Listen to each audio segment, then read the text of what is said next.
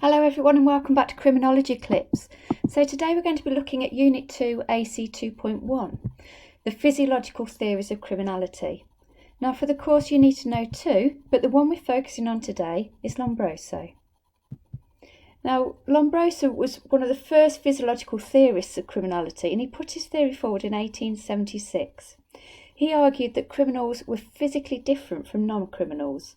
And he spent many years measuring the facial features and heads of thousands of prisoners and recording these measurements.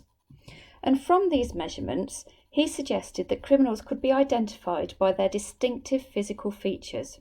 And some of those included large protruding ears, a sloping forehead, large jaw, prominent eyebrow arches, large eye sockets, and high cheekbones. And he claimed also that different types of criminals had different facial features, suggesting that murderers had beak-like noses compared with thieves who had flatter noses.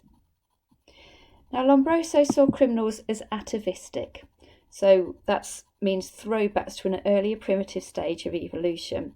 He said they were pre-social, they were unable to control their impulses, and they'd got a reduced sensitivity to pain, which is why he suggested many criminals had tattoos.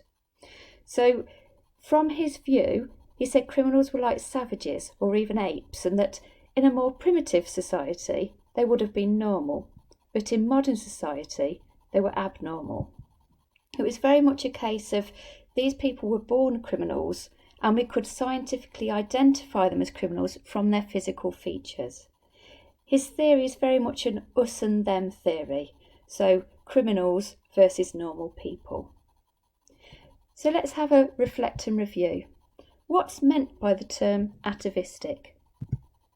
Can you identify 5 physiological features of a criminal according to Lombroso?